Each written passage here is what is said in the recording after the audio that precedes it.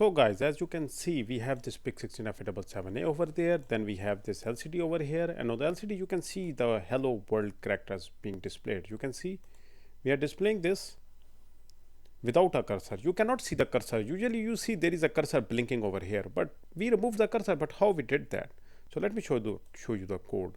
So in the code over here you can see that first of all we initialize the LCD using this pinout setting. Using this command we initialize the LCD. After that, this is the command responsible for removing the cursor.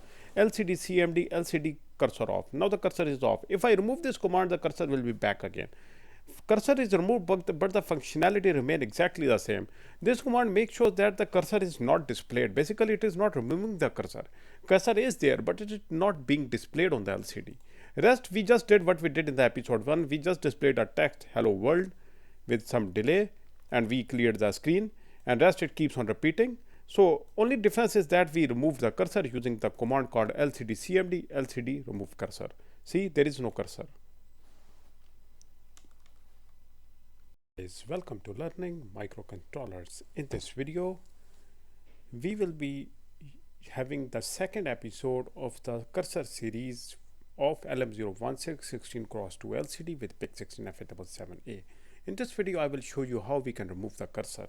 So like you can see a blinking cursor on the screen, that is sometimes a problem. So I will show you we can also remove that. It will not show up while the LCD will work as it is. So let's first set up the hardware. So this is our PIC16F877A microcontroller having 40 pins. It's a DIP version. This is a 16x2 LM016 LCD, easily available in the market. Now guys, let's do the connection. As you know, we cannot connect this LCD directly with the PIC. We need a 3-pin potentiometer. This potentiometer is used to adjust the contrast of the LCD. With varying voltage, the contrast of the LCD change, so you use the knob to adjust it. So this potentiometer has 3 pins, 1, 2 and 3 mentioned on the body as well, 1, 2 and 3 like this. For the LCD, as you can see on the body as well, there is a one port having 16 pins, starting from 1 on the left and 16 on the right, like this, 1 to 16. Now let's do the connection. You connect the pin number 1 and 5 of the LCD like this. Then you connect the pin number 1 with the pin number 1 of the potentiometer. From there you send it to the ground of the PIC like this. Then pin number 2 of the LCD is the VDD pin. You need to connect it to the pin number 3 of your potentiometer like this. From there you send it to the VCC pin of the PIC like this. Now guys, pin number 3 of the LCD LM016 is the VSS pin that is used to adjust the contrast of the LCD. I connect it to the pin number 2 of the potentiometer like this. Pin number 4 is the RS pin, and for that you may use any available GPIO pin of your PIC. I will use a port D, pin D1. For pin number 6, that is the enable pin, I will use D0. Leave pin number 7, 8, 9 and 10. We will go for the pin number 11, that is data pin 4 of the LCD. I'm going to use the port D pin 4. For 12, port D pin 5. For 13, port D pin 6. For 14, port D pin 7, that is pin number 30 of the PIC. Now these 4 pins, pin number 7, 8, 9, 10, they are from data pin 0 to data pin 3. They are to be used in case you want to use this LCD in the 8-bit mode, while we are going to use this LCD in the 4-bit mode, because for our application 4-bit mode is more than enough. Now pin number 15 and 16 are for the LCD backlight. I connect the pin number 15 to the positive 5 volt, 16 to the ground. In this way our LCD backlight will also light up. Now guys, this was our simple hardware. So let me introduce you to the hardware, then we move on to the programming. So guys, this is the hardware, this is the LCD, and that is the PIC at the back. So simple hardware. So let's get to our micro C4 PIC to start the programming. So let me open the PACD file so we can zoom in. So this is our micro C4 PIC. Let me zoom in. You can go through the lecture in which I have shown you how to download and install this for free. Just check in the tutorials, there is a lecture for this. If you don't have the software, you can get it following that lecture. Okay, you go to file, click on new project. This window will pop up, new project wizard. Click on next, write the name of the project. I write EP2 cursor series removing the cursor. Okay, this is the name I wrote. You may write any name you want. Select the path where your files will be created. Select the microcontroller that you are going to use. I'm going to use a PIC16F877A crystal that you have connected to pin number 13 and 14 of your PIC16F877A. In my case, it's 16 megahertz. Click on next and finish. Okay, click on file and save your work before you do anything else, like this.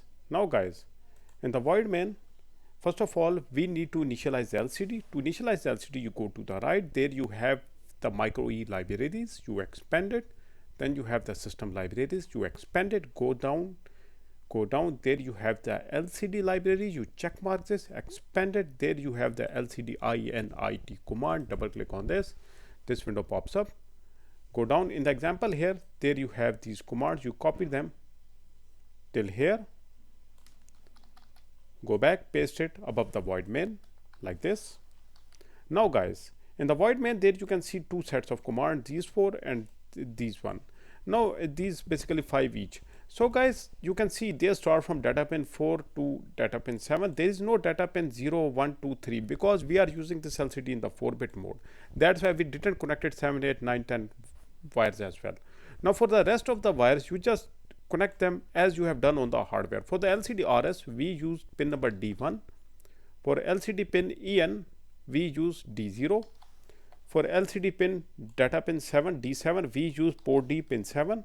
For LCD pin data pin 6, we use port D pin 6. For LCD D5, we use our D5 of the PIC. For LCD D4, we use D4 of the PIC. Now this was for the pin. Now do exactly the same for the pin direction. For RS, it was D1. For EN, it's D0. For LCD D7, it's port D pin 7. For LCD D6, it's port D pin 6. For LCD D5, it's port D pin 5. For LCD D4, it's port D pin 4. Now in this way, our pins are configured. And if you are using any other pins than the one I selected on the PIC, you will just rewrite these. Rest will remain the same. Now go to the right in the LCD library. Again, double click on the LCD init command. This window pops up. Go down. There you have this command LCD init. Now you copy this command, only this command. Go back, paste it in the one-time loop like this. Now this command will initialize the LCD with this pinout setting. Give some initialization delay, not necessary, but I always suggest you give it in the one-time loop like this. Now guys, our LCD is initialized. That's all we needed. Let's first of all display something without using the cursor, like we did in the episode 1. Oh, sorry, with the cursor, just like normal. We will just display something with the cursor. Okay, while 1 forever loop starts here, ends here. Inside it, go to the right, as we did in the episode 1. You go there. There you have this command called LCD out CP. Double click on this. In the example here, you have this command. Copy it. Paste it. Like there again, apply corrections. P is capital. Okay, just display anything. We display hello world. Okay, this will be with cursor. It will start writing from the first row and first column, and it will keep on displaying this for like 2 seconds. After that, it will clear the screen. Now to clear the screen, again go to the right. There you have this command called LCD CMD. Double click on this. Copy this command. Go back. Paste it here like this. This command will clear the screen, and it will remain clear for like 500 milliseconds. So it will like flash this hello world. So this is the simple code. We built this code, and this time we are going with the cursor. I have not removed the cursor. And you go, the code is built. We open the PIC3 programmer tool. Okay, this is the tool. If you don't have this tool, you can follow my video in which I have told you how to download and install this. It's very easy to use and easily available as well.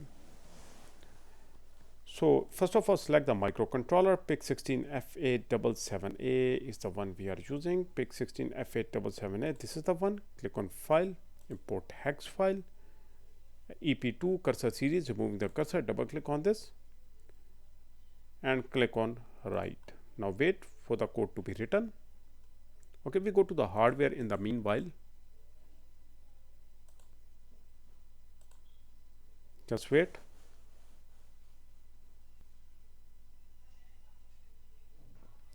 Okay, this time we are going with the cursor. Then I will show you how to remove that cursor. Okay, just wait. We have to wait for a few seconds.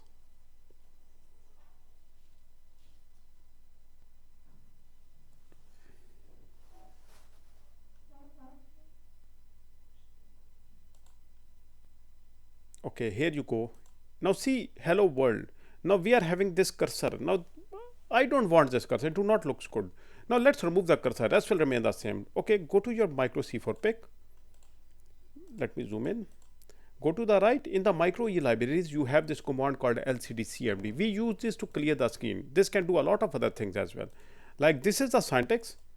Now I show you how to use it. You copy this part, LCD-CMD, go back, paste it where you want to clear the cursor. I paste it in the one-time loop, write the bracket and give the semicolons. Now inside it you have various options. It is a CMD command. It can clear the screen. It can do many other stuff. Now go to the right again, open the LCD CMD command, double click. Below you can see the available LCD commands table. There you look for the command called, see this is the LCD clear command that is automatically shown in the example. So that's why we are using this to clear the LCD. Now this one, turn off cursor. This, copy this part, paste it inside this bracket over here. This one, like this. Now this will turn off the cursor. I build this code. Okay, built without errors. Again, build it. Okay, build without error. We change the code. PIC16 programmer tool is here.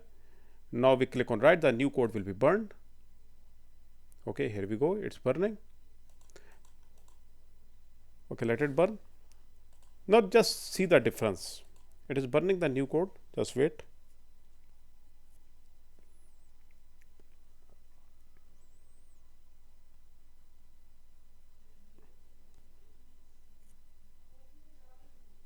Wait just few more seconds.